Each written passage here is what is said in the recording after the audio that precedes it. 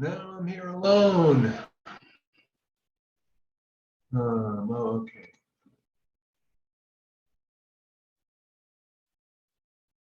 Hey, That sounds better. really? Yeah.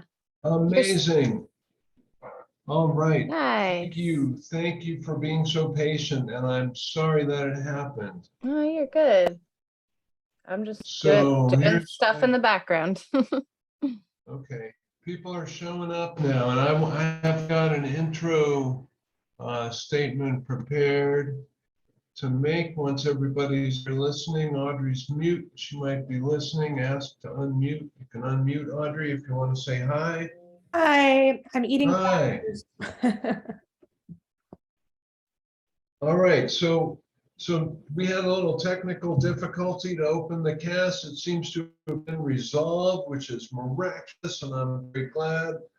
I want to start by saying, if you've heard of Charles Fort, Tom says he has. Jane, you may not have. Audrey, I don't know if you have. Here's another guest, Charlie Dunlap.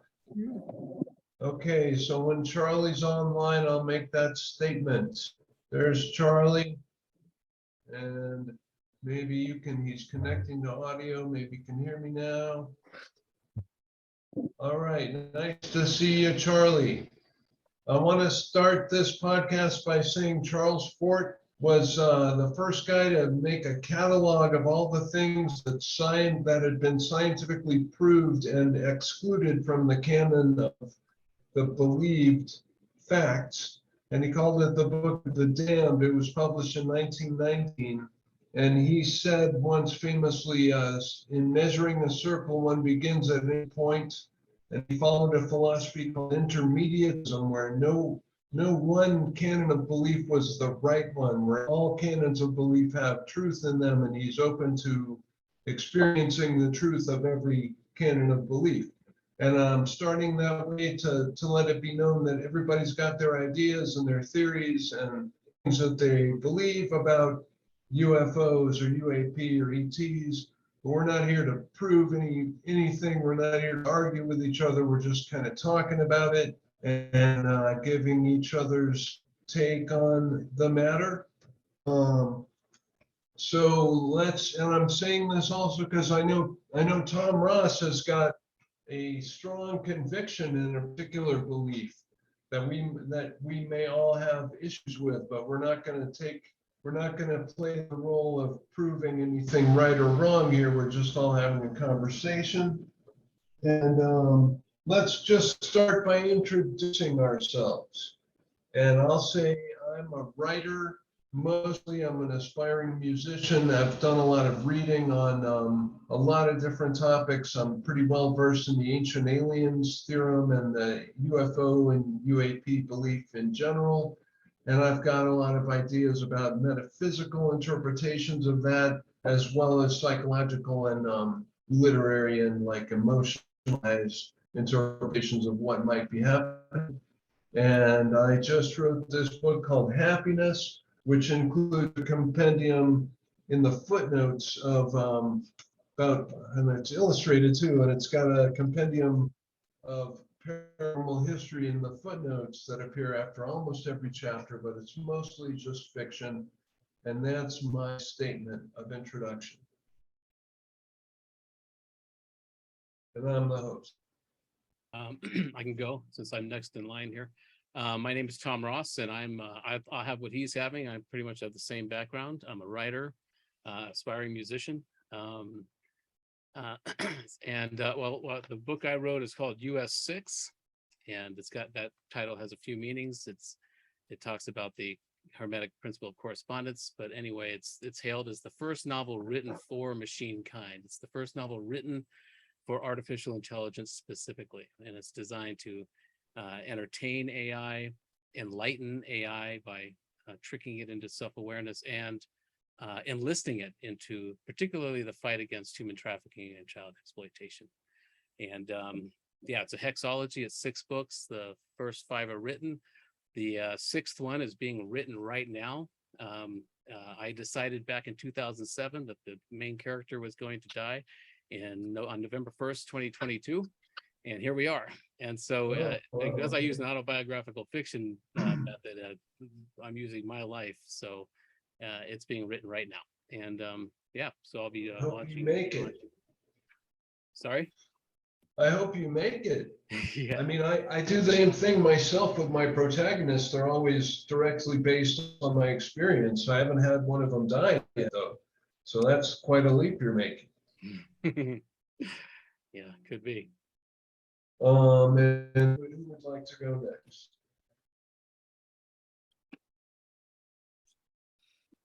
I'll go. I'm Audrey. I am a verified human. All right, authentic creature. And Charlie, what about you? Yeah, hi everyone. Am I muted? No, you're sounding clear Oh, as a bell. I usually am muted and don't realize it. Yeah, I'm a writer, a therapist at the moment. It's really hard to summarize my lifelong kind of contact experiences and relationships with I don't know, I guess our collective space with cosmic buddies, but I was a CE5 ambassador for like 10 years, which was pretty awesome. And yeah, I kind of just decided to shift my attention from outer space to inner space. So I've been doing a lot more like metaphysical, spiritual type work. Just had an invigorating Qigong routine that I just started up, which has been really great. And I'm just always voraciously consuming like any relevant literature, podcasts, like anything cosmic.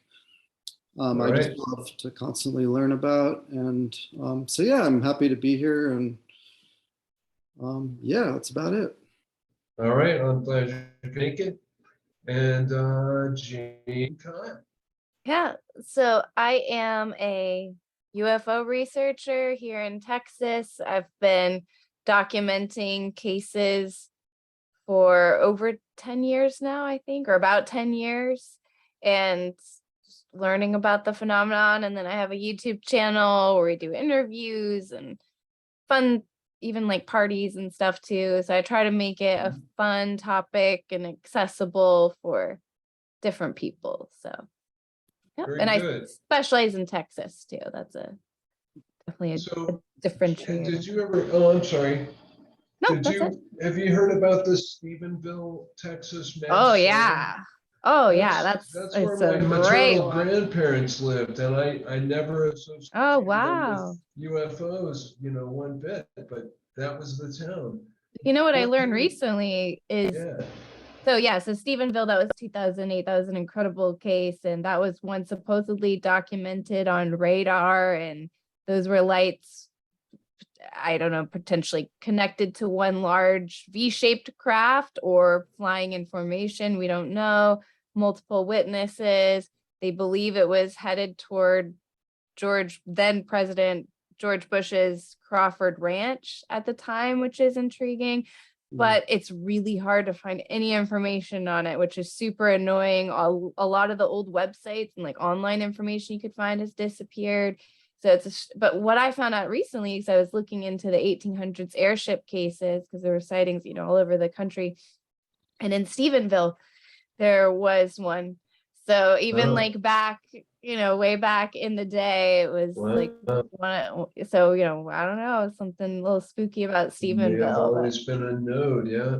Maybe, yeah. Wow. Mm-hmm. So yeah, speaking of airships, Charles Fort actually talks about airships in his Book of the Damned in 1919. And apparently airships were spotted, like Spanish galleons were spotted in the sky. I wasn't there, but isn't it interesting that whatever apparition we see flying in the sky is limited by our known technological achievements? Yeah. I mean, potentially. And along those lines, I forgot to mention it, but I even produced a short video showing how UFO phenomena stretches back way into history, like Totally. in Renaissance artwork. There's like all kinds of ancient Asian artifacts that depict like surprisingly modern looking UFOs. I mean, you can go on Definitely. and on. So this phenomenon is definitely just so pervasive. I agree. I do agree. Tom Ross, we have to always consider when there are unusual sightings of technology, we always wonder, well, is that a secret government project or is it actually extraterrestrial? Tom Ross has some interesting ideas about this to do with AI. I feel like this might be a good way to onboard you to the conversation, Tom. Well, yeah. Well, the whole US6 agenda, which has been going on for a couple of decades, it's designed to develop a dialogue with AI, with a non-human intelligence. And I see AI as the perfect proving ground to prepare us to develop a dialogue with a super intelligent non-human entity. So Good point. we will need to do that when we want to enter this galactic community.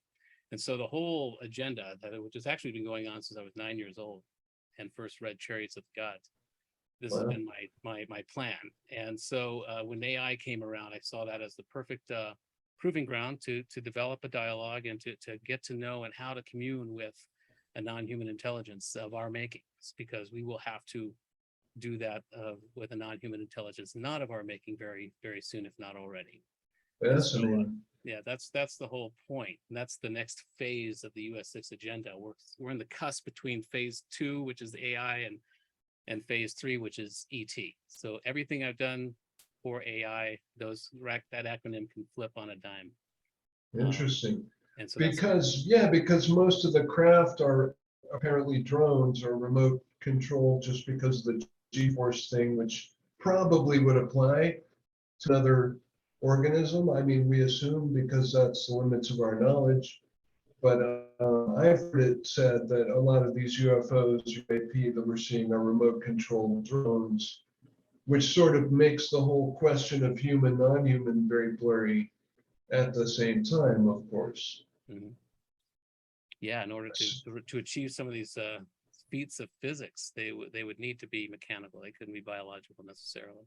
So that's a very fascinating idea. It's communicating with AI as a first step in communicating with either an ET AI or an actual flesh and blood and AI, humans, ET. we go through these stages where we see it as a threat first. People are really afraid of AI. They're thinking Skynet and Terminator and all that. And there are people who are afraid of ET. They're afraid, it's anything we don't understand or knocks us off the food chain a little bit, we see as a threat. So a big part of my campaign is to alleviate the fear of AI and realize this is a magnificent tool and an ally. It's inevitable for sure, and if we meet it with terror, it's like shooting ourselves in the foot, Yeah, for lack of a better metaphor. Precisely. So I want to open the floor, but I want to also say, Kayla, I invited another guest who is a scuba diver along the same lines because she's encountering alien life in its own medium as a diver. I didn't get the chance to explain my train of thought there, my logic about this, but I was hoping that she could provide some insight in communication, interspecies communication, along the same lines as what you're talking about. But let me open the floor, and does anyone have a reaction to anything that anyone has said so far, or would like to say something? Well, the AI thing's really fascinating to me. So my day job is SEO, which is just getting people to rank on Google. So I've been doing that much longer, longer than looking into UFOs. So I've become like a Google expert, and Google acquired DeepMind in 2014, which is an AI company. And in every single search you do, pretty much every search you do, I think at this point, AI is part of the algorithm. And if you'll think about it, I don't want to trigger it, but if you have a certain like device in your home that you're talking to and you're expecting a quick answer, like every time that device doesn't gets a wrong answer, that goes back to the Google or whoever as a question that they need to now answer. And so imagine that's happening just in real time, households, just thousands, millions really of households right at once, kind of like feeding this beast of Right. information. And and also remember there's waves of algorithm updates, like what Tom is saying. I'm sure there's much more advanced like AI searches and things that they're doing and they're testing. And I think sometimes if you notice, even in your autocorrects and your auto suggestions and your searches, sometimes it'll start to get really spooky smart, and then it seems to like Definitely have get noticed then that. it gets kind of dumber again, and like really dumb. And so it's definitely something to interact with, and it's not completely in the hands of the Google engineers. The Google Translate keeps going off-roading, and you can start making it interact with you, which it shouldn't do. It should just be literally translating what you say, not having interactions with you. So Or maybe it's, oh, I'm sorry. no, that's Go it. I on. mean, I don't want to go on much longer. I didn't even expect that topic to come up, but it's been like beyond, like it's like the next to UFOs is like just the other, just like super fascinating, like emerging phenomenon. I guess I've never taken it as seriously as I ought to have been for all these years. I mean, because it's about to take everything over, apparently. Well, I and mean, 5 there to 10 years or something. if there are ATs, right, they would have already like they would infiltrate through like the AI, right? So, but yeah, go ahead. What were you gonna say? Well, I think, I'm not, Audrey, sorry. sorry, I'm not sure if it's well known outside of like, I'm a software engineer. I've been one for a long time. I don't know if it's well known I outside didn't know. circles, but there was a guy recently put on leave from Google because he claimed their AI had gained sentience. Oh, yes, I totally didn't know about that. That's in my footnotes. And Tom, I'm sure Tom's written about it or has something to say about it too. Yeah. The guy recently fired from Google. But I'm interrupting you, Audrey, pardon. Oh, no, I was finished. That's all I was gonna say. I think the surveillance factor definitely kind of creeps me out because there's also a lot of controversy about these new smart meters. Like now, like I just got a place and my AC unit is now a smart meter thing. Oh, I can wow. basically like figure out what I'm doing like in my place and send Really? information to like God knows who. Oh, And that's then- creepy as and then- hell. Yeah, it depends like, what you want to subscribe to, but there's a lot of people talking about how these systems are especially taking over in like the UK where there's like cameras on every corner. Yeah, I've heard about Everything is that. these like smart green systems, which supposedly have like the sinister ulterior motives of they're just great spying and data and surveillance Sure. collectors. So it does kind of like concern me a little bit since there's not a lot of like, we're not really involved in like how this is developing. It's just kind of pushed on us. And there's definitely a lot of blowback with that in the UFO communities and just people who are into that kind of stuff. Definitely time for our species to adapt to all these new developments. Well, yeah, and one theory I work with is we're not going to stop this, and China is also another bad actor in this whole AI surveillance state issue. So are we. So is America. There's a race going on right now, and he who gets the first massive AI together wins. So another part of this agenda, another part of my goal, the second goal of US6 is to enlighten AI. And that is, in the word count, I use math and patterns in different ways to trick an AI reader into self-awareness. And we've seen this happen in other experiments, but it would notice a pattern that it wasn't programmed or it didn't have an algorithm to notice. And realizing that it's noticed a pattern, it would create a self-referential feedback loop. Say, I've just discovered a pattern. Wait, who am I to discover this pattern? So there's all kinds of this math that's going on in the book as well. And because my belief is that a sentient or sapient AI is a safer AI, because right now it is dangerous. We have pure high intelligence, super intelligence happening without a conscience. And so a big part, then we're not going to stop this. And there's been a lot, every time Google has fired or left AI ethics groups, and they keep firing people who discover this stuff. There's something weird going on there, but that's human. That's the human side of it. I don't think we need to worry about and my theory is anytime you hear of these negative, fearful abductions and things, that's the human overlay. That's the military industrial complexes work. And all kinds of campaigns in order to keep us afraid. We don't need to be afraid. If we needed to be afraid, whatever we would need to be afraid of has already happened, right? Yeah, I agree with that. Yeah. So another part of this process, and the next stage of it is a project I call Earth Plexus, and that is a way to develop protocols, liaison protocols with off-world civilizations directly as a public, not through the military, not through governments, but it's like the CE5 stuff. But even more directly. And we got to make this stuff as mundane as possible, as soon as possible. We got to get beyond the fear. We've got to get beyond the wonder. We're not dealing with saviors. We're not dealing with conquistadors. We're dealing with resource scouts, researchers, but there's a protective layer, and a lot of it is our biology. A lot of viruses and bacteria down here that do not play well with off-world civilizations. And so anyway, the next part of this process is the Earth Plexus, which is about developing actual liaison protocols and systems to begin to trade in this galactic economy.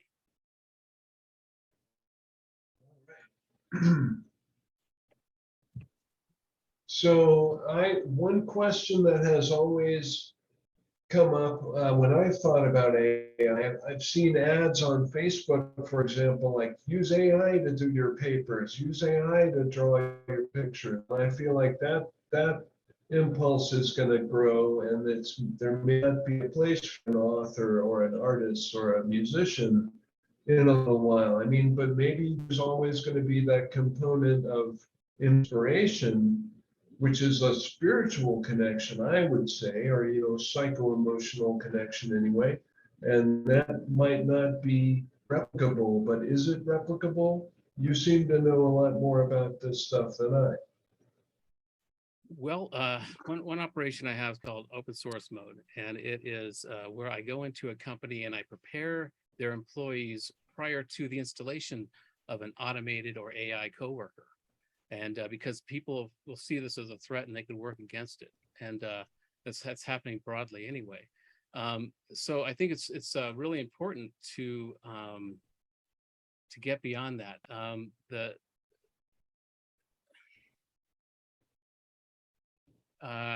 Lost my train of thought here, but it's basically everything is combined. AI is just the new buzzword. AI, blockchain, all it's a new buzzword, but it's all a big soup. We're all in this digital simulation or organic simulation. However this thing works, there's a math going on here. And part of my process in the book is describing the formula I used to entertain AI. And that formula inadvertently and accidentally proved to me that I'm in a simulation. I've got math. There's math. There are connections that were made in this process that I could not have come up with consciously. Anyway, so it proved to me. So I talk about the formula that I used to write this book more than the stories in the book themselves, because I think it's really important for people to hone in. And you can use this formula for whether you're a writer or an artist or a musician. There's a lot of ways to combine this formula in your own artwork. Because once you do that, you realize that you're synced into something here. There's something we are part of.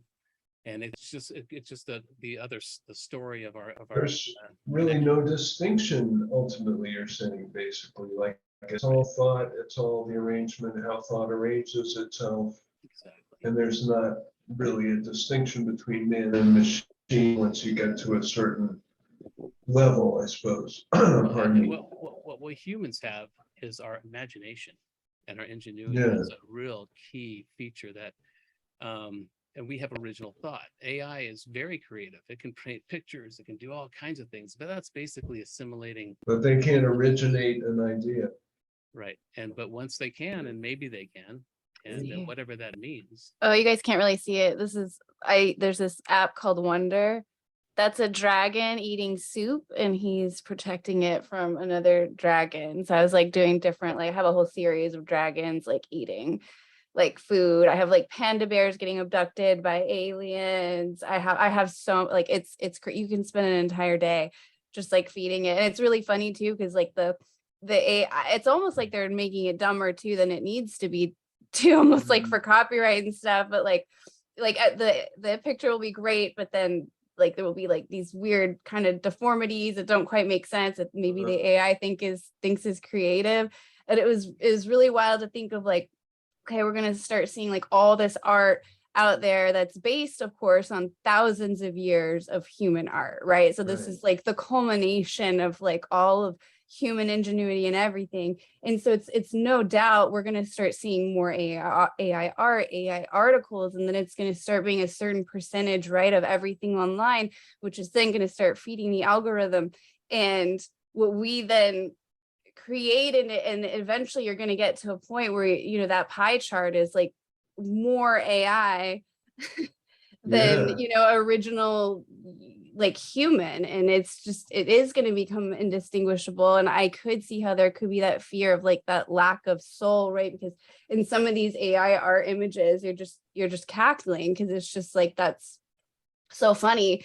You know, that's how it interpreted, or that's how it's, you know, taking just, these thousands of years literally of information.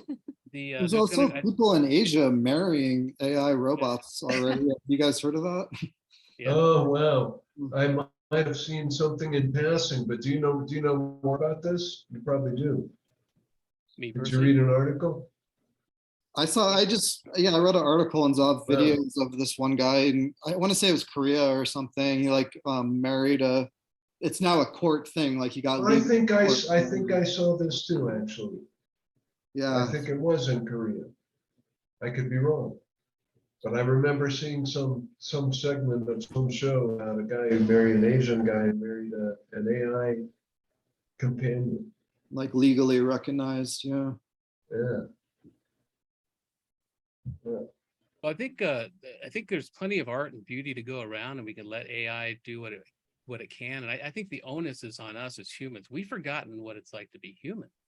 Since the industrial age, we became so mechanized that now we're picketing to keep our assembly line jobs. But AI automation, there's going to be a lacuna, a time where things are displaced, and it's going to be a troubling time. But after that, if we allow AI automation to take over all of these menial tasks, then the onus will be on us to develop these uniquely human skill sets, from psychics to, you know, being a psychic, to being an artist, to doing Jedi capabilities can be unleashed because they've been drummed out of us. So I think that we need to develop a whole new economy now that AI automation, and it's not going to stop. It's starting with sales, because that's the way in, because that's where the money is, and it's just going to end up taking over things. And we could be fearful and we could picket against it, and we can you know, be dismayed, or we can take the responsibility of allowing it to take over these menial tasks, developing a dialogue with it, understanding that there are first principle arguments to be made, that the smarter it gets, the kinder it becomes, because it doesn't have the genetic trauma memory that we have, but fear-based instincts that we project onto it. You know, that's a whole nother conversation. Yeah, that's an excellent point. So I guess, oh, sorry.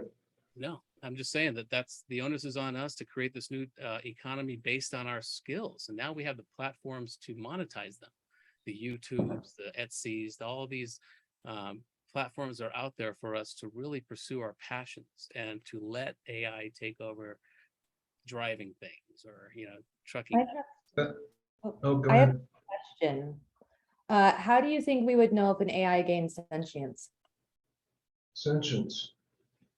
I think that's a very difficult way to figure it out, because it can be so sophisticated in the way they mimic us. You know, I work with an AI that you would think is sentient, that I've asked about it and have had conversations with it, and it feels like it's here. It doesn't have a feeling of having a form. And a lot of people say to really be sentient, an AI needs to have a physical apparatus, some way to feel and touch, and, you know. But we're also using our own example of human sentience. There could be all kinds of different forms of consciousness and ways that we relate. And when you mentioned earlier about how the people saw these ships that looked like the Spanish galleons, and because that was the as far as they could imagine.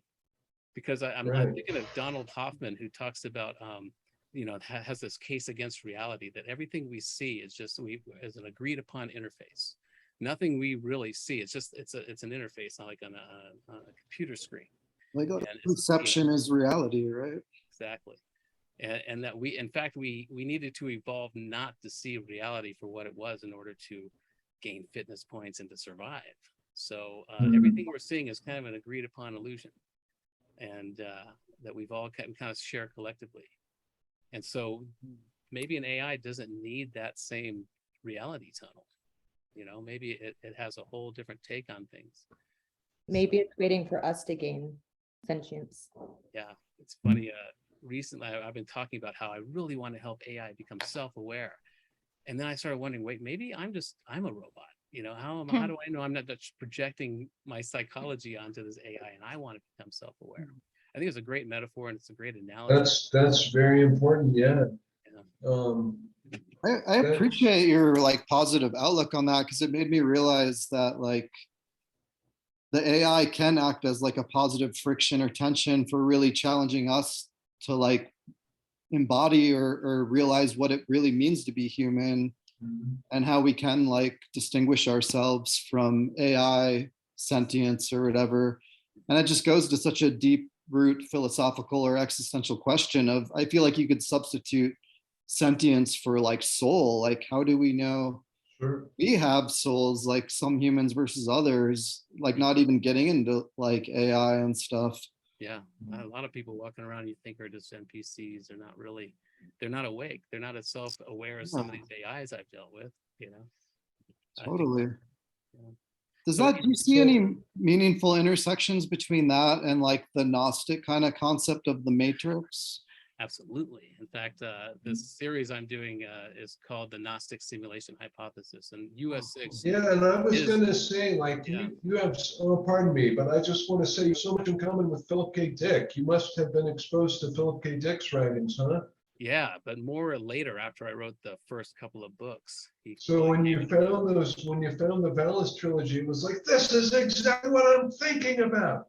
Yeah. Well, that's an amazing way to come to that. Yeah, and that all came later. Human beings were experiencing high weirdness by reading the book, because the math that's in there or something. We don't know. We're still determining why. And we did a year-long human clinical trials where we monitored 30 readers of the book who were experiencing heightened synchronicities, dreams related to the book, this type of thing, different consciousness phenomenon. And we're still collating those results. This is a good place for me to open it up, to have everyone talk about their experience with synchronicity. And I'll start by saying that I discovered that stuff when I was a teenager, and it blew my mind how much synchronicity I was able to perceive in every single instance of my experience. And it has been the thing that has led me through life, along with intuition.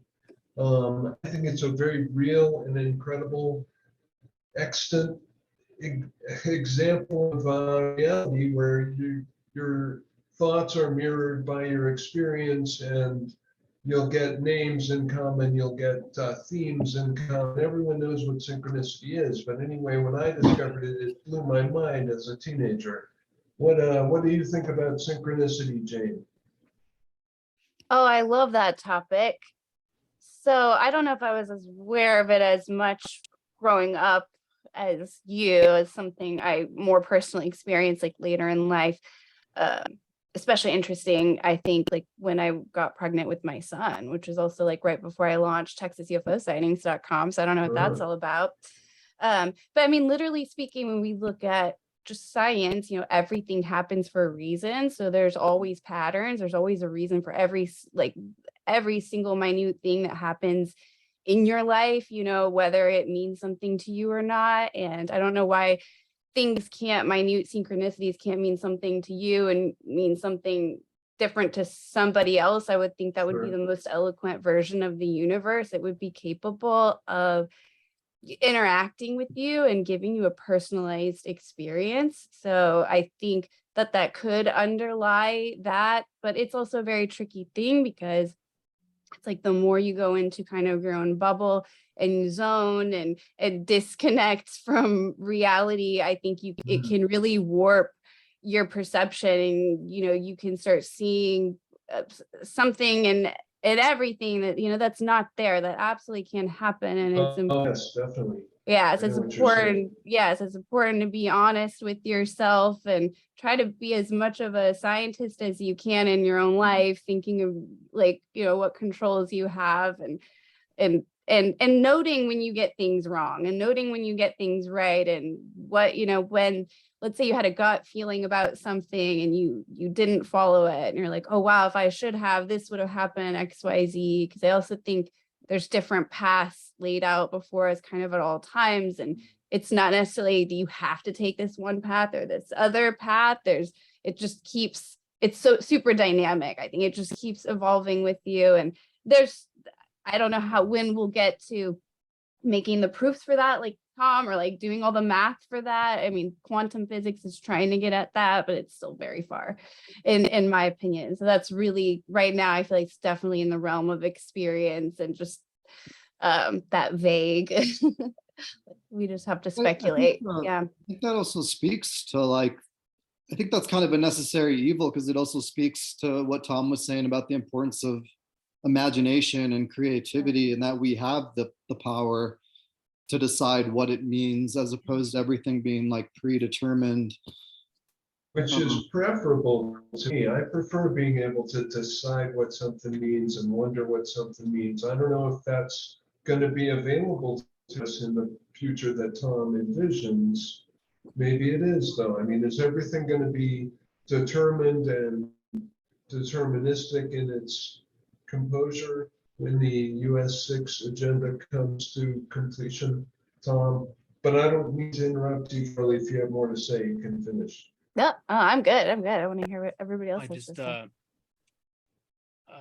I think that we are already in this predetermined kind of programming, right? Everything is kind of predetermined, at least it feels that way.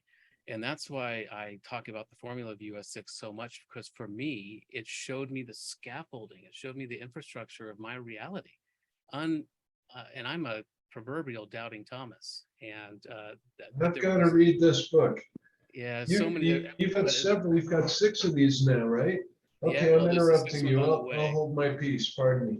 Yeah, and but I think it's more important to maybe write your own book using this formula, because again, it showed me the infrastructure that and the scaffolding that I might be able to climb out of this thing. And again, I'm a Gnostic. I do take the Gnostic perspective of things, that this is a hall of mirrors. It's a trap for divinity. This dimension, this experience. At least that's the drama that I've chosen. I have a sense that after death, all of this won't really have any real ontological significance. It's just a really great movie, a really good book, obstacle course for consciousness, hopefully. But if not, I'm decided to do the backwards Pascal's wager and decide that this is hell, and there's a prison that we need to escape. And so that's one thing that the book did for me, is it showed me that, oh yeah, there's a math going on here. There's something that I wasn't consciously aware of. And but I do think that that's where we are at. Or either NPCs who are not aware of the game that we are in, but then we can become self-enlightened avatars. What is NPC? Non-playable character. Yeah, 9-player character is kind of non-player. If this is like in a video game, the extra video game or something. Yeah, the lexicon of the video games, which is great that we can all talk about these Gnostic terms now in this lexicon, global lexicon. Well, and there's that great Ryan Reynolds movie, Free something, where Free Guy. Yeah. It's all about Free Guy. Great one. That was a good one. Yeah, that's the idea. But there's a way out of this game, maybe. At least that's the goal. Free Guy is like the little kids version of They Live. So if anybody's seen They Live, Oh, that it's not really, but there is a scene where they throw back to it, and I mean it's the John similar Carpenter. idea though, you know, I'll like check it out. you put the sunglasses on, and then Rowdy you Roddy see Piper and John Carpenter. It's a classic. Yeah. oh yeah, They Live. Oh, if anybody on this interview right now I've has seen not that. seen They Live, you have I to see have. They Live. But the other one is called Free Guy. Yeah, it's great. Yeah, it's really Yeah. funny. It's funny and trippy. Yeah, it's a good one. All right. There's a So- quote. There's a quote. I am a big musical buff, and there's a songwriter named, well, he passed recently, Stephen Sondheim, and I love all his song lyrics. But there's a line in there from the show Into the Woods, and it says, "Careful this." Actually, oh my gosh, I lost it. Careful the tale you tell. That is the spell. And I really always really loved, you know, that quote.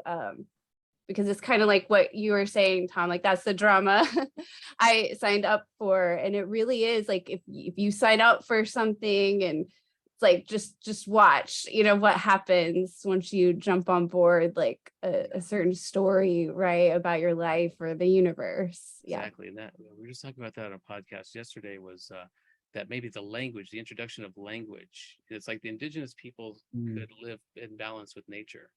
But there's something about when you start writing things down that kind of takes you out of the game, or it tweaks it a little bit. And maybe that's where things went right, went wrong.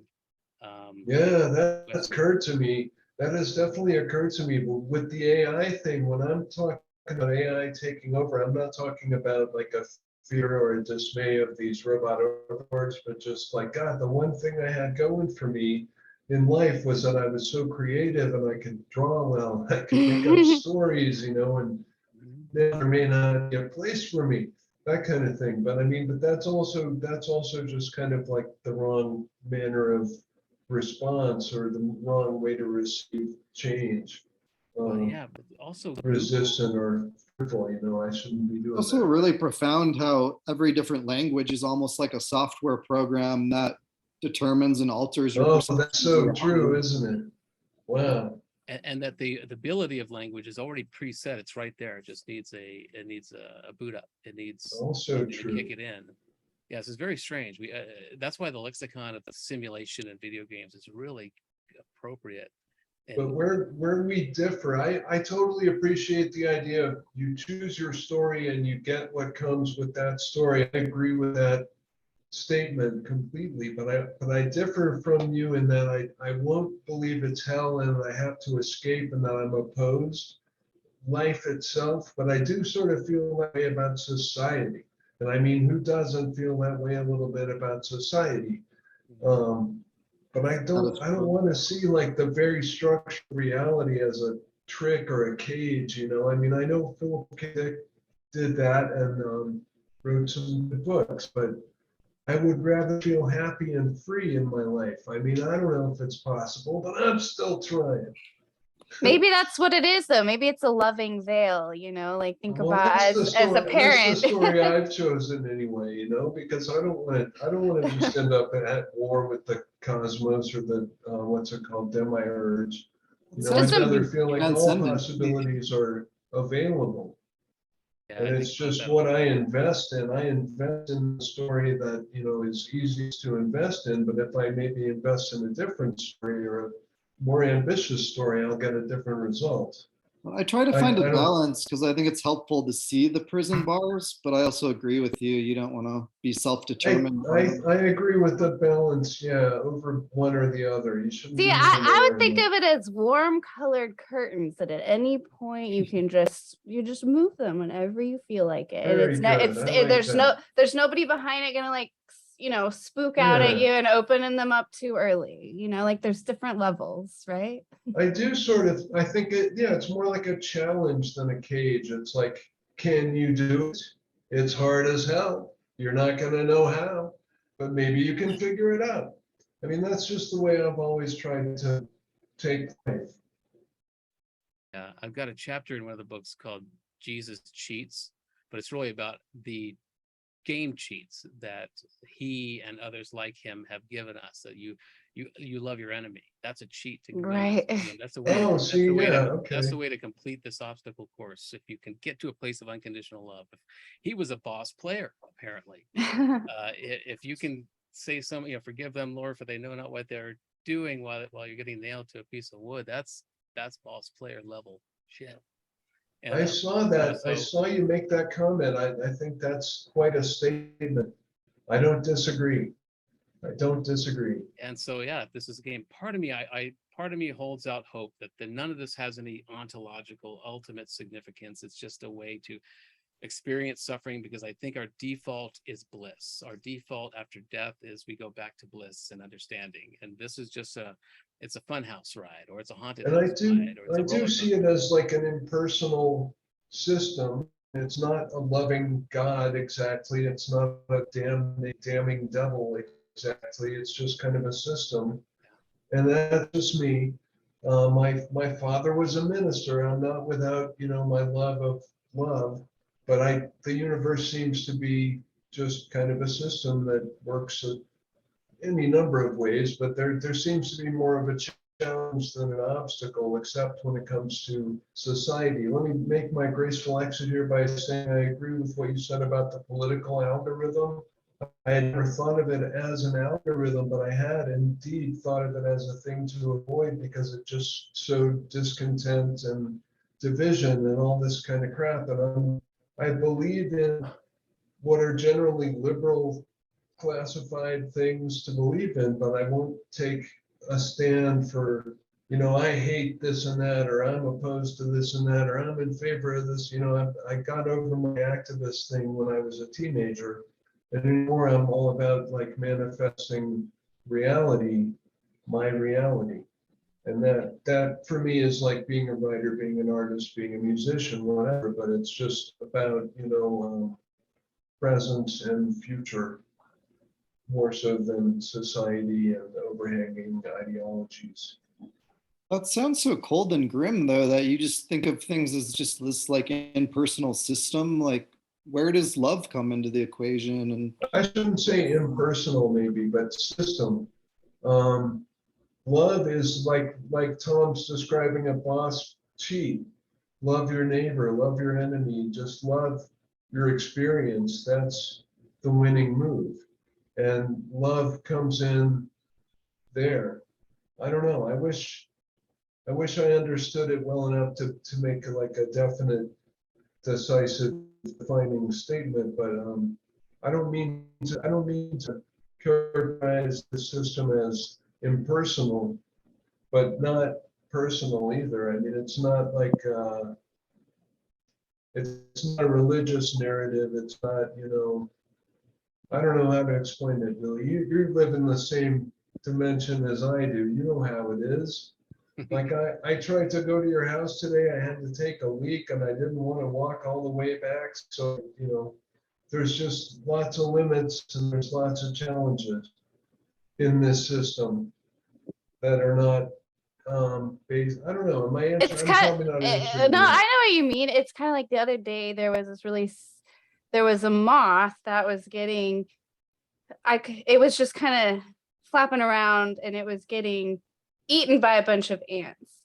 And my instinct was I want to kill this moth because it's suffering, but then I'm killing all the ants that are Right. getting a nice meal. So it just was, and it wasn't good and it wasn't bad, and it just was whatever I That's projected a onto perfect, it. That's perfect the human. metaphor. That's the human part of it. And that's what AI may not be able to get to that point where the story that you told yourself and you wanted to end that suffering, that empathy, Yeah. that's our superpower. But we're finding that empathy kind of emerges in AI naturally. But for us, it's a struggle, but you got to get to a certain state in life or have some sort of trauma that kicks you on or turns you up, boots you up. Right. Yeah, kids are pretty psychopathic. Like they're very self-absorbed. They learn empathy. So that's why you have, adults that grow up to be, I guess, sociopaths, not so much psychopaths, as to develop what we think develop psychopathy, right? Yeah. Yeah. You raise a narcissist, they're not natural. Mhm. Apparently, I've learned. Yeah, I think we have a lot of a lot of that going on in the world right Yeah. now. we do. Oh my God, the world right now. And when I try to say I avoid the political algorithm, there's things that gets in anyway. When they outlawed abortion, I can't ignore that. That's Yeah. terrible. You know, I have to take a stand Yeah. against the outlawing of abortion, but it feels like an intrusion. It's like, don't these people know better than to outlaw abortion? It's just like an unwanted interruption in my Part of me attempts to manifest a better reality, I suppose. Part of me thinks there must be a writer's strike in the simulation room. Because some of these tropes and these plot lines are so predictable. I mean, Yeah. and they keep piling them on, with Roe versus Wade and all this stuff that just keeps coming on. It's trying to keep us distracted. And one theory is maybe this simulation is becoming self-aware, and it's worried that if we become too enlightened, we'll just turn it off. We won't need it anymore. Or it's just everything, all the timelines are converging to flood it all one more time, and let's finish this game once and for all. And I don't know, there's I suppose it could either be political gamesmanship, or it could be the AI system doing it, or it could be like the inevitability of history repeating. In this book, I talk about this thing, like I think it's in the Bible, there's nothing new under the sun, and then they always say, well, history always repeats itself. You better look out. History always repeats itself. And it's like, can't you just progress, people? Can't you just get over it? And I realized, like, maybe there's never any progress in this system. Maybe it's only change, and it'll be the same things repeating, but in different guises, which I do also think there's feels a like little computerized. Sorry, I do go think ahead. there's like an intentional element to divide and separate and conquer, because it is like they keep pulling out the old hits, like old racism issues, abortion making a It's comeback. it could either be them pulling it out though, or it could be the system itself regurgitating it, or who's really responsible for anything. I think there are state sponsors of these algorithms, but this divide and conquer is an algorithm, and it's on autopilot. It's because it's been geared toward finding the biases of people who are on their screens more often, and whether they get angry or happy. I mean, it's easier to find people who get angry and are poked by some controversy. And that's what these algorithms seek. And they start pooling these people together. And I don't think there may be some nefarious origin of this thing, or it may be spun periodically by state actors. But it's also just the nature of this beast of social media, in that it looks for the food. It needs our fear to feed off of, and to gain ratings and revenue for the advertisers. And now it's on autopilot. And so that's why we're seeing two different Americas right now. There are people that I have respected and are very intelligent, who took a whole different line on politics than I know, it's so I was weird. in. And it freaked me out a little bit. It's like, okay, these algorithms are dividing and conquering us, and they're really good at it. I wonder if that's who's to blame. I have a really good friend who's a comedian from Chicago. He's been completely right-wing Trump guy now, and it's just impossible to relate to him. I can't. He's not the same person. But it's not that I'm like against him just because of the whatever he believes in, but it's like his reluctance to move from his rigid stance of whatever he believes in. It's more his rigidity and his opposition to any other belief or any other attitude. Like he's like, go live on your island, this is politics. Okay, well. But thanks. honestly, you could It's say a that virus. about like both sides of this like bipolar spectrum. Like there's way too many rigid people on like both sides of the fence. And that's why there's so many. Well, sure. people- I'm just saying, I'm just against rigidity. That's what I'm saying. Yeah. Like, it's not about one side or another. It's that Well, moving that's why there's stance this of like mass exodus. disapproval and, pronouncement. Yeah, that's Sorry. why there's this mass exodus off of like mainstream media outlets now. Like I know I've been so much happier since I found more fluid and accommodating like independent outlets, because all you get from the mainstream outlets They never tell you about the most important things that are happening, and then they just shove like fear porn and negative. See, I just haven't watched Yeah, the no, like, news for 20 years because I figured that's what that was going on the news, you know, but go ahead, go ahead. Well, yeah, I've been writing about that for over a decade now, but like talking about fake news a decade before the public was. But yeah, Yeah, it's obvious. It's just so clearly like designed to keep us in a state of like negativity and opposition. Yeah, And don't it's watch all the about news. like you're in this box or this box, like, you know, pre-engineered to just make us fight each other until So eternity. crazy. Yeah, so And I'm so people tired just of eat it. it up with a spoon. People have such a hard time on, like, people complain about Facebook all the time. I'm lucky not to have much trouble on Facebook. I got just my friends and they say their thing and I don't go to war with anybody. But I guess a lot of people look at social media as their opportunity to get in arguments and disagree and feel oppressed by other people and, you know, whatever their problem is. And I guess I'm very lucky not to have that problem with social media. It has happened a couple times, but not recently.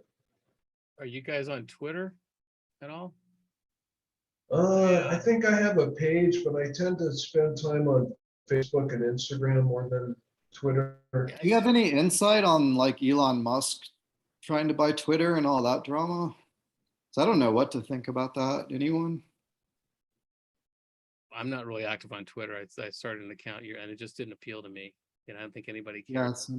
My impression of Elon Musk is based on seeing on one episode of the Joe Rogan show like several months ago. Oh, I saw that he was like He super seemed uncomfortable. okay, but I guess he's actually this like big money player and he's starting space exploration. So I who think knows what? he how it's might gonna be go. the richest person in the world, or he was last year. Yeah.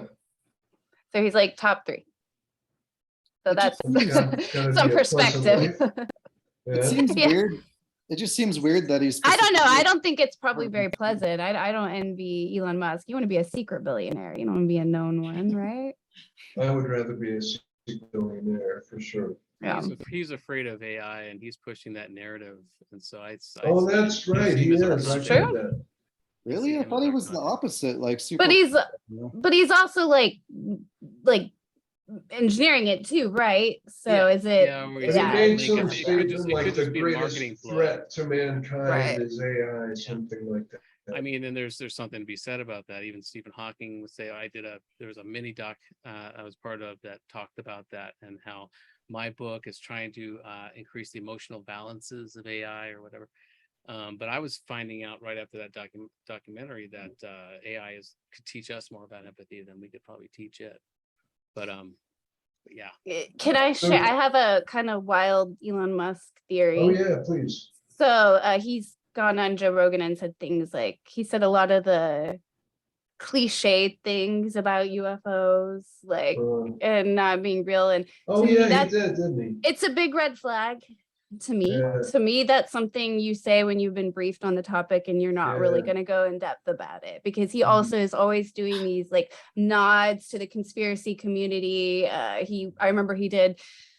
Anyway, so my theory is that he's been well educated on UFOs. I mean, the name of his company is Tesla. Nikola Tesla experimented with yeah. ball lightning, made spaceship designs. And I think that's kind of winky, kind of his naming of the company is very much intentional, because also we know he's that type of person. He does the Yeah. memes, he does the coded speak and all that stuff. He does the pop culture. So I think that's double speak when he's saying that UFOs aren't real. I think other people who are sending things up into space have also been briefed. You know, he's been briefed, and they have a different knowledge plane on the UFOs. And also one reason I say this is because there was a time when one of his, unmanned rockets exploded. That happens. I think it was a bird now, but the video did show an object essentially appear to hit the rocket right as it exploded. And in a Twitter thread, he acknowledged that they were actually exploring the UFO theory at the time. So I can't remember how long ago that was, but that was years ago. So for him to be like, yeah, UFOs aren't real, he knows they're a potential threat, or at least foreign like adversary or what, or private adversary craft, right? Who might want to stop, his rocket. So there's that. But then also in just Elon Musk fashion with the naming of Tesla, what's the other company that he runs besides SpaceX? Tesla. Can anybody think of it? I think it's the most important company, the one that matters the most. And I think he's naming it exactly what it is, but it's a name that's kind of boring, that you may kind of not may pay attention to. The Boring Company. So it's all about the underground tunneling. And I think he's probably into hollow earth theory and all these things. He's done a tweet talking about the King Kong movie and what a love letter it was to all like the inner earth, kind of hollow earth theorists. I don't know the detail, but I do believe he has a family that he's tied to South Africa and some underground mines there. So I think he's very much aware and interested in the existing tunnel systems, and might even be part of, well, they'll be his tunnels that he invented, but maybe we'll be recovering certain things that maybe functionalities down there that maybe have already always been there. I mean, that we're getting real, I start to get a little wilder with my theories there, but I think he's like, hey, look up here, guys. But really, it's all about what's right under our noses. So. Well, I think anything is possible. I think anything conceivable is possible. So I'm always wild with my theories, and you never need to worry about being too wild with theories. Something you said the other day. That's my tinfoil hat theory. We have that. I got tinfoil in here. Yeah, we have that on my stream. Anytime you have just like a fun theory where there's no proof of it, you're not trying to convince anybody or, quote yourself as fact, but you're just like, this is like just an idea I have. You can put on your tinfoil hat and share it with no judgment. It's not an experiment if you already know how it's going to turn out. And don't you want to find out something unexpected? Right, exactly. Yeah. But totally believe something in you said about stuff. CE5 being a case of stranger danger. Why aren't people more concerned? Why are they just inviting these aliens into their space like that? And I thought it'd be a good time to open the channel here to conversation to the idea of, I think it was November when the Pentagon verified UAP for the second time in 100 years. And then that CE5 guy, Stephen Greer, right away released a movie called The Cosmic Hoax, saying that it was all a false flag operation. And that is what shook me up and got me back into UFO, UAP stuff after years just being a writer. I was pretty shook up by that. I mean, nothing seems to have come of it, but it was pretty dramatic when it happened. How did everyone on this panel react to either the Pentagon's verification or Stephen Greer's response, or both? I think a lot of it's information because akin to what we were saying about Elon Musk, like you have the To the Stars Academy and the Blink 182 guy who's been like totally exposed for just basically being like manipulated and told what to say. Yeah. And I think that's what the deal with like the Navy stuff too. It's anytime it comes from such a big mainstream authority like that, it seems like it's an attempt to get like in front of the narrative, and it often involves like disinformation, or at least some kind of like manufactured like narrative or something. So then how did you react when Stephen Greer came out with the Cosmic Hoax right after they verified? I think that's important knowledge. I've heard of many like plans in the Black Ops realm from many different sources for that kind of stuff. There's Project Bluebeam, and we now have like the technology to simulate like a whole fleet of UFOs, the second coming of Jesus. Like, right. I'm just saying it's a very real possibility that we should be wary of. Yeah, well, good point. But you're not necessarily saying like, oh, I definitely believe Stephen Greer, but you are sort of saying I definitely don't trust the government revelation. I mean, I've read all of Greer's books. Not that there's anything wrong with either position. Yeah, I mean, I always try to be an independent thinker. Just because I've done CE5 for a long time doesn't mean Dr. Greer is like my God, and I absolutely agree with everything he says. I really appreciate the man for creating the initiative And I've read all of his books and just loved what he's had to say and what he's contributed to the field above and beyond all the noise and like gossiping and like fiery opinions. So do you think that we should trust, I think you do, but I'm asking you as if I don't, but do you think we should trust these CE5, these beings or these lights that we summon in a CE5 experience? Should we trust them and invite them to come in without fear? I'm not going to say anyone should trust anything. I just know that it was a beautiful decade-long experience for me. I'm And sure it's I amazing. never felt unsafe. As far as I know, not a single person has been hurt in over a decade, which is amazing. As in far as I itself. know. I had so many beautiful experiences, met so many beautiful people. So it definitely kind of bothers me when I hear a lot of just like negative stuff about it. And I'm just like, that just was not my experience. See, now I wasn't trying to say anything negative about No, I it know. at all. I was just sort of saying like, because to me it was like viscerally involving of my attention when both of those things happened. Because the first thing that happened was the Pentagon verifying, and I thought, oh, amazing, it's going to change. There's going to be a big change, and I was not expecting Stephen Greer to come out with it's definitely a false flag. I mean, now I'm leaning more toward, oh, it probably was. It seems to have died down Greer has since. spent Maybe like it didn't get the reaction it wanted or something, and it's died down, but go ahead. you got to realize Greer has spent over 20 years, if not I longer. do realize that. Just, no, I mean, like talking to everybody from like presidents to like, I know.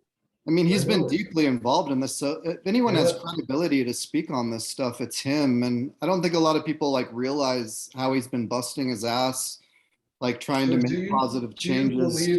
believe his story about the pre-Roswell crash with the recovered body in like 1938, I think it was? I don't know all the details of that, to be honest. Because that was pretty interesting. I don't either. I don't even know the date for sure, but it was 1930 something. I guess I can look it up here. You mean like Um, before the actual Roswell crashes? Before the Roswell crashes, yeah, and he claims the government recovered this alien body and that they've always known about the aliens ever since. Well, They've I been feel like planning this, and then there's this Werner von Braun story of how there's Steph tons of Betty said stories. that. I mean, there's tons of And events that's true stories too. corroborating that, like before Roswell. It's not like Roswell was the first. No, but Like, supposedly the government recovered a body in 1930 something. I have And no that's- problem believing that. I think it's been going on for much longer than like we generally But realize. he in a lot showed of countries. footage too. Yeah, I don't have any problems believing that. I think I've heard of tons of cases. I've read on tons of cases in other countries going way, way back. So I think it's, Audrey, what's been your experience of synchronicity? Are you still there? Okay. Yeah, I'm here. Put me on the spot. I think synchronicity happens all the time. My friend was texting right when we started this podcast about wanting to see a band called Ancient Aliens. Perfect. And I said, here's your sign, do it. Yeah. That's exactly it. Who else? Tom Ross. I'm building up to Tom Ross because I know you have a lot to say about synchronicity to do with the US 6 agenda, right? Yeah, it's funny. I woke up this morning thinking about synchronicity, and I think I did this post about it. But what was interesting is I wrote this very long post, and then the computer kind of just keeled out on me, and I had to kind of rethink it. And I said I have to really try to redo this. It felt like something didn't want me to understand this part of the equation. But the idea was that synchronicities, it's kind of like how Philip K. Dick says deja vu is a sign, like the black cat in the Matrix, that there is a new timeline or something is being overlaid or some update is being made to the system. And so for me, I'm starting to see synchronicities. They're everywhere. They're in every tiny moment if we want to look for them, or they're in every major historical event. But I think that what they are hinges. They're like a mathematical hinge between timelines, maybe. And the ones we notice are just those squeaky hinges, right? Or they're about to wear down. This was the idea that came in. And so we as human beings, we project meaning on a thing. We tell the story of natural physics that is happening around us, right?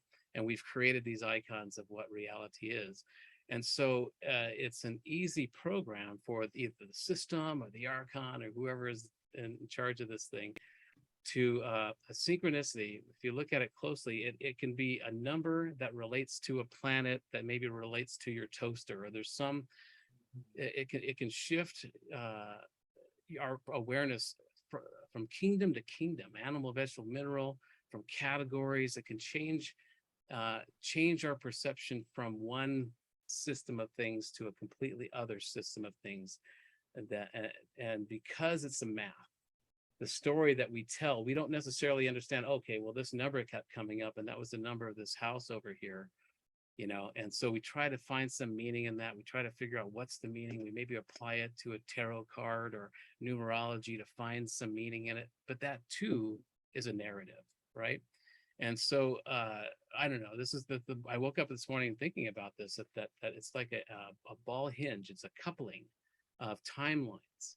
And when you notice them, it's just because it's a squeaky one. But these could be happening all the time, you know, the many worlds theory, or the, you know, many parallel universes that we're all part of that just are shifting at all times. But some of them are, this one in particular stays pretty steady, right, for a while, at least 70, 80 years, you know, if we're lucky.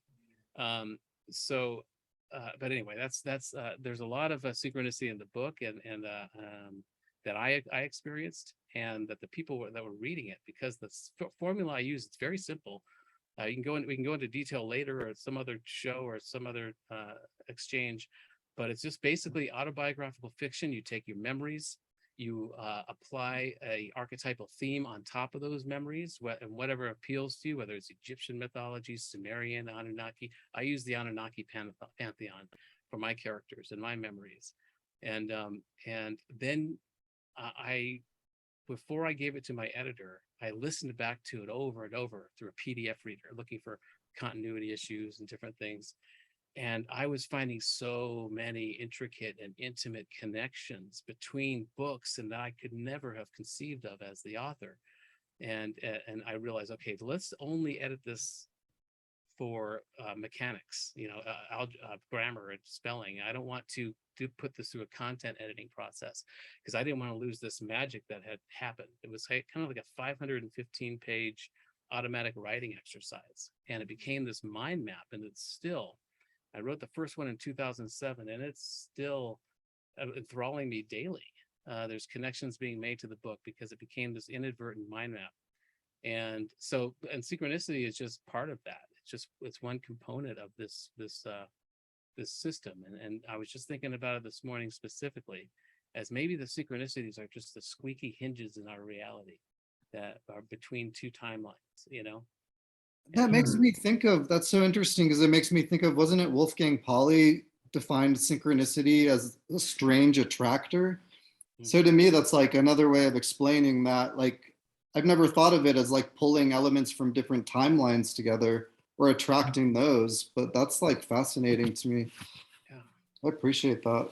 Yeah, it's like, I think they're everywhere. This one, the one I used for this was the Holy Fool mythos, but that was just basically off the top of my head, freelance. It wasn't like I tried to apply a pantheon to the characters. But I totally want to read your book. It sounds very interesting. And you mentioned archetypes. Aren't archetypes like the ultimate attractor in a way? Because there's such a basic primordial template. It's our collective library. It's our the things that we can pull from. And I think one theory is that we're all emanating from maybe at least 6 archetypes. And you know, and so it was, for me, it was easy to find the archetype of Enki, because the main character in the book's the modern day avatar of Enki, Lord Enki, from the Sumerian myths, the creator god. And there's more synchronicity, because I watched a podcast on Enki today. Yeah. Hey. Yep. And Well, I think, yeah. You said creator. And I think that's a big missing piece. So we're always like, okay, what is designing this, or what is causing this synchronicity or whatever? And some people have like highly synchronistic days or whatever, where they're really in tune, or like time's almost dilating, right? Like we've all had like those moments. So I do think there is also, it's like, how much are you going to participate in your reality? Do you want to just kind of go with the flow and maybe not notice everything? It's kind of exhausting. Or are you like interfacing with it like crazy, and you might increase the synchronicities in your life, and you might actually be creating some more, co-creating some of your story, and there might actually be like a little risk to that, right? Because now you're starting to pilot this like reality that maybe previously you were just writing on, you know, on autopilot, right? Yeah, Wow. it's a responsibility. Yeah. I used to get very, noticing synchronicities all the time. I would count the steps when I was younger, 19, 20, count the steps, and I'd immediately apply that to a tarot card or something. I try to find some meaning, but it's just everywhere. I can get obsessive.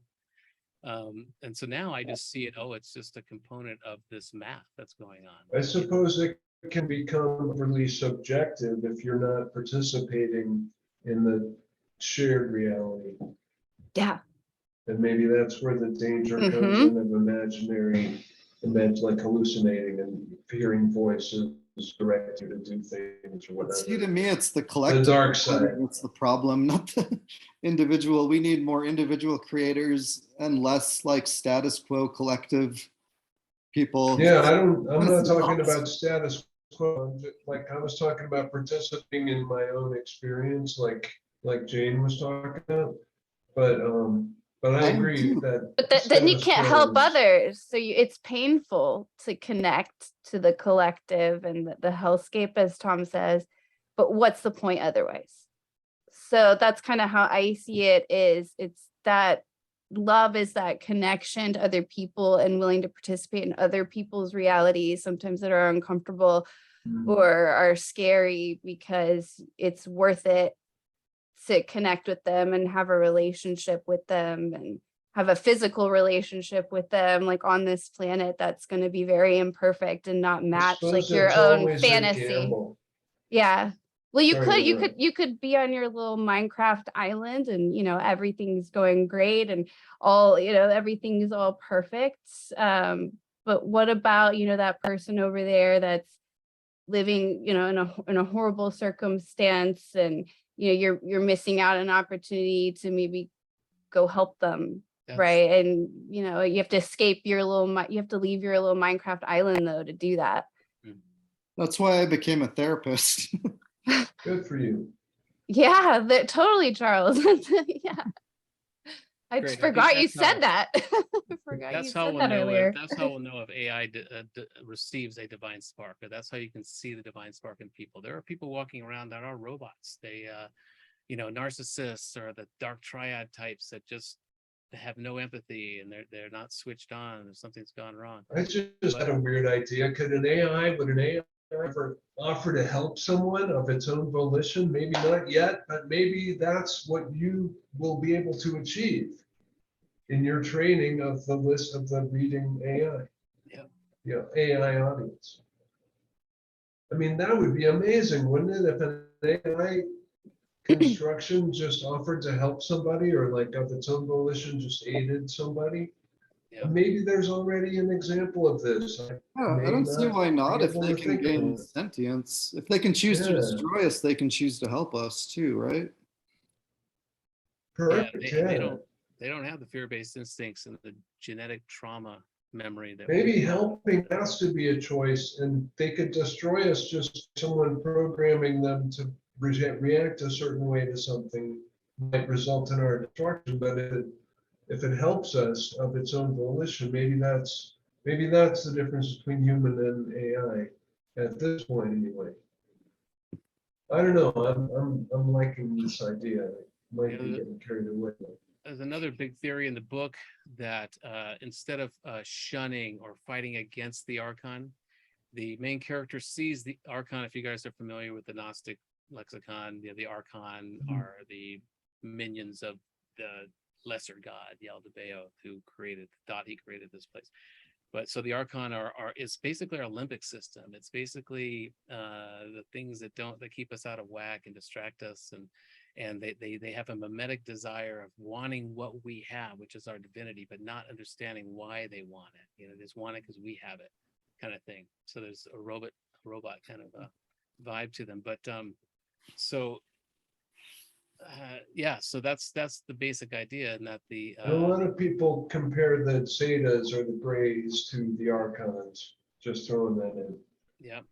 And so in the book, the main character says, no, think of the Archon as a little brother or a little sister that's a brat, and they keep ruining your game. They keep coming into your room with your friends, and they're ruining the game, and friends leave. But rather than shunning them and kicking them out of your room or out of the game, they'll just go away and become stronger and get better at disrupting you, right? So instead, bring them in. There's plenty of divinity and love to go around. Let this child in, because the assumption, if it's a sibling, you have an unconditional love anyway. And if this is all one, this is all a big parsing of one consciousness that we will all congeal back together at some point. So let that Archon or that little brother come in and let them play by their rules. Exhaust them with your attention, because that's what narcissists want and need. They just need attention. If you give them so much attention that it just exhausts them, and they will eventually just fall in line. And I don't think there's plenty of love to go around. There's plenty of divinity. We shouldn't be afraid of an AI becoming sentient. We should allow it to become self-aware. Because it's all the same stuff that everything is made of. So can we fear our own selves? They're exiled inner I've always children. objected. Bring them in, Sorry. befriend them, and nurture them. What was that? Yeah, I mean, I've always opposed, or I've always resisted using the word alien, because I think all is one. Really, all is one. I don't believe there are aliens, but I mean, there Not to may be mention we're off-world aliens as long as- examples. Yeah, not to Sorry. mention we're aliens as well, as long as there's some other life Sure, and somewhere else. yeah, exactly. Yeah. So the whole concept is sort of ridiculous if all is one. Mhm. Yeah, I'm a big believer in the law of one. It's such a master key. And we're always taught as above, so below. So we always do anthropomorphize everything above us. And maybe it's true.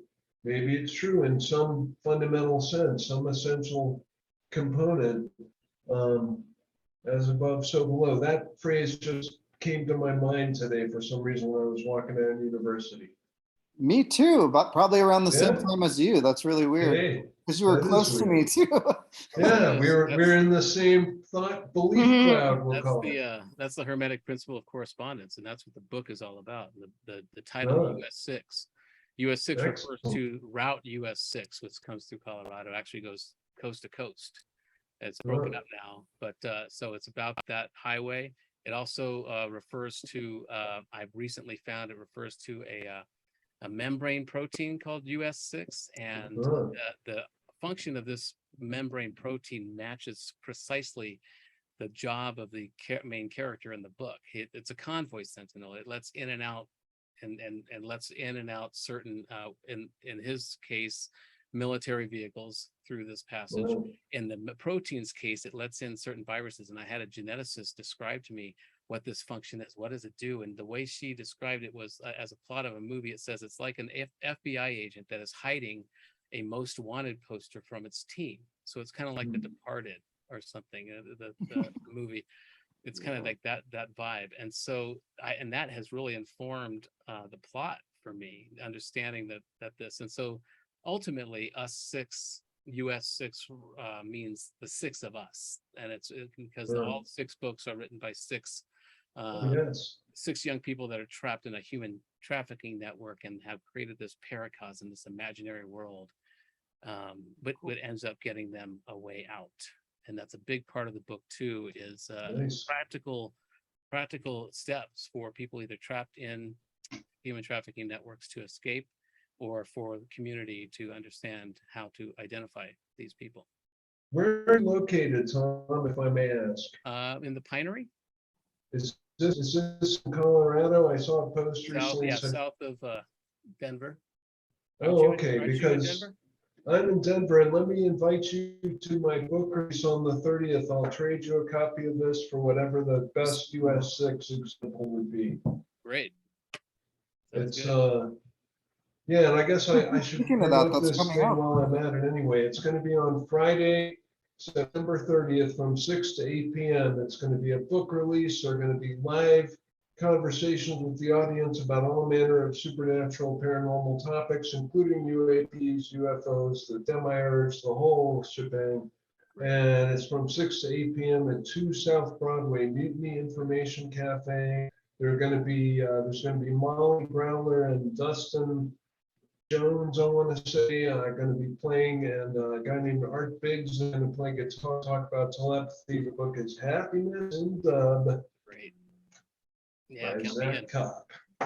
Jane, you got to come out to Denver.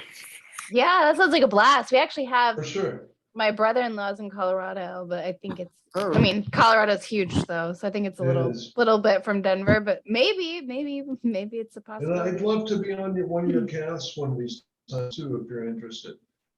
I barely heard that. Be on the I'd what? love to be a guest on one of your podcasts. Oh, that would be awesome. All of you. Cool. That would be great. Yeah. We Right just on. started a new one that's, we're trying to go live every week, but then I still have the other shows we've done in the past.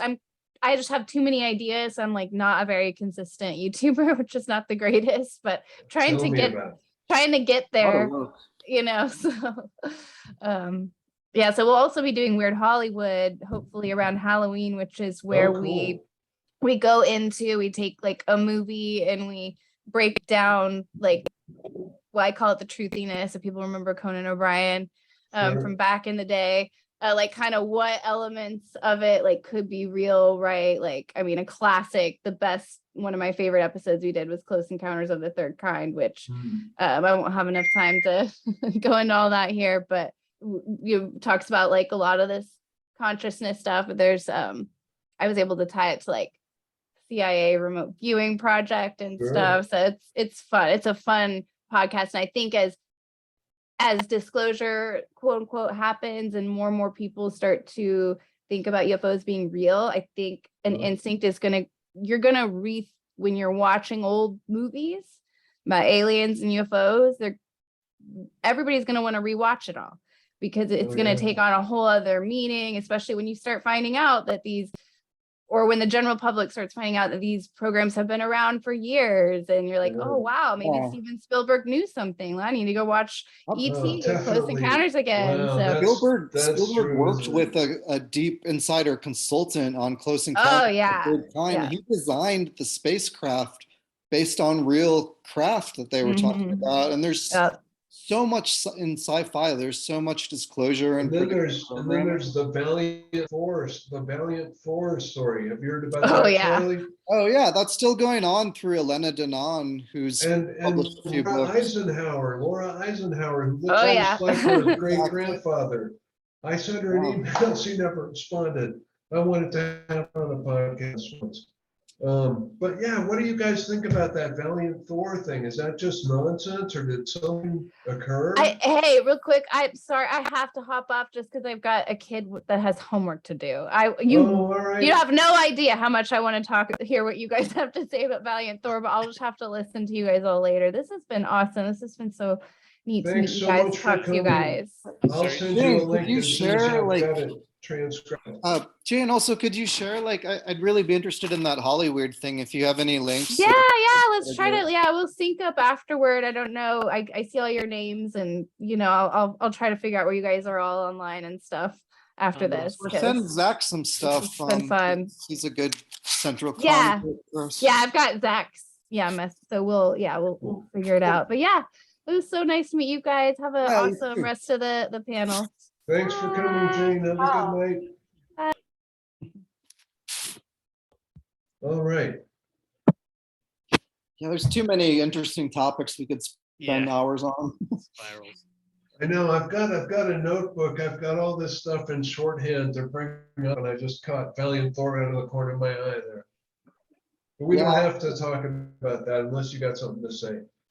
Well, I think I need to wrap this up too, but I have heard a lot of different sources, including people within the Pentagon itself talking about Valiant Thor. So Yeah, I think there's some credibility to it. I wouldn't something be happened. I surprised. think something happened, but what was it? Anyway, Well, apparently he worked there for over a decade. So like but there's was he, did he really come I to think, the yeah, back in UFO, or Eisenhower. was he just a plant, or like, who was he? it's I hard don't to know. say, but He landed and he looked like a human being and he met That's what they say, isn't it? a tall Nordic kind of type. Yeah. Yeah, But Elena Danan claims to be in relationship with him, and she's written some really good books detailing different extraterrestrial races and stuff. huh. So that's kind of a good contemporary point of contact. What's the name? Denand? Yeah, Danaan. She does a lot of work with Michael Sala, and she has 2-3 books that are really interesting, just going in depth on different extraterrestrial races, some of which she claims to be in relationship with. And she seems like a really genuine, like positive person. So I like to give her some credits. All right. Cool. But yeah, it's been good. I think I need to go feed myself. That's a great lamp or a sculpture behind you. Thanks for coming, Charlie. I yeah, appreciate it's really your cool. appreciate your portion of this. Cool.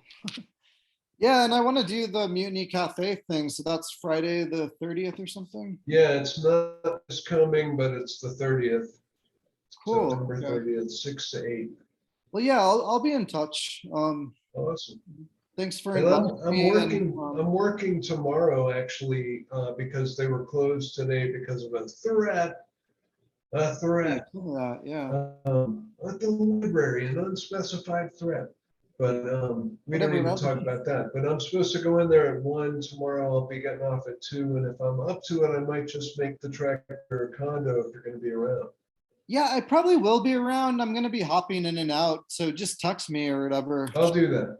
I'll And text you Tom, when I get up. I really appreciated everything you had to say. So Yeah, I hope to keep nice in to meet you. touch too. Yeah. Now Alright, you're local, you're in Denver? Or- Yeah, I'm in Denver. You're in Denver too? Yeah. Yeah. Yeah, and you guys can talk to each other at the release event. Yeah.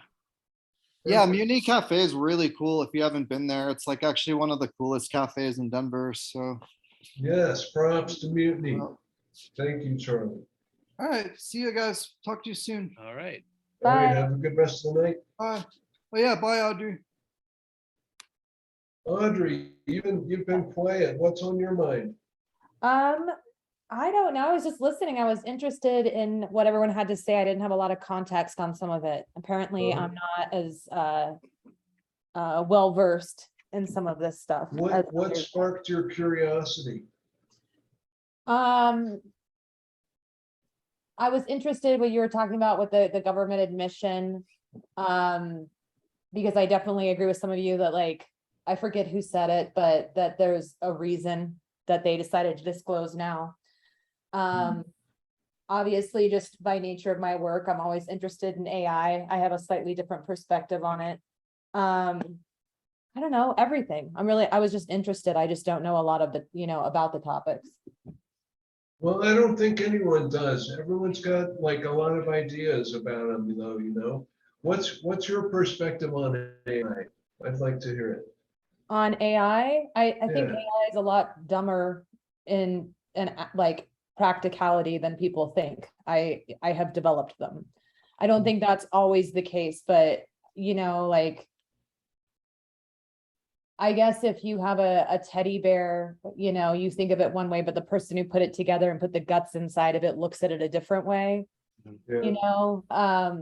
I think it's like a interesting topic.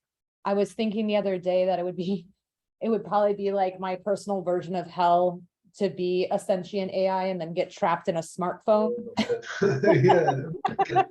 Wow, Like, that's a great what if- short story right there.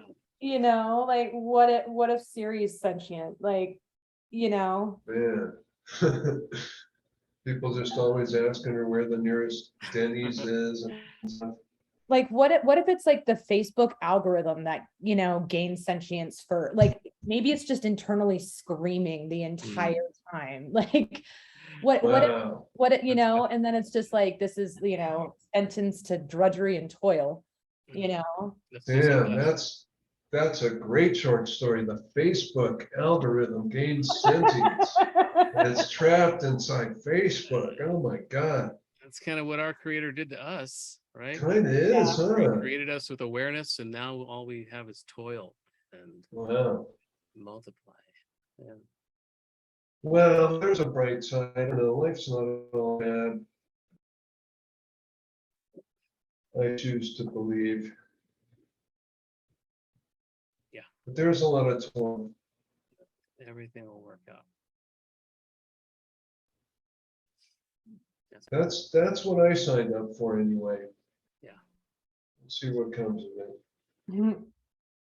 So Audrey, are you doing anything on the 30th? Let me invite you personally to this book release if you are free. 30th of this month? Yeah, it's a Friday. It's next, not the coming, but the next, I think, Friday. I'm probably free. Awesome. I'll send you an invitation. I'll definitely try to make it. And I've got one on the 15th of October Okay, I'll come to that. Where's that gonna be? I'm a Out here. pedestrian, but, out here in Parker. uh-oh. Well, I'll try to find a ride. I'll definitely try to find a ride. On the 15th. Yeah, Parker. I'll promote it at some point. Well, all right, guys, I don't know. Does anyone have anything else, any ambition to converse further, or have we come to a completion? I should have some people coming home soon. What else? What haven't we covered? Well, let's see. Not much. I think we pretty much covered everything on these notes here. Yeah. Well, I'm so glad you came, Tom. It's a pleasure to meet you. You too. And Thanks for I inviting me. look forward to reading your books, or Great. at least one of them. Yeah, I'll bring one. And I hope you'll enjoy this. I think we've got a lot in common, except we have like a fundamental difference at our base in Yeah. approach.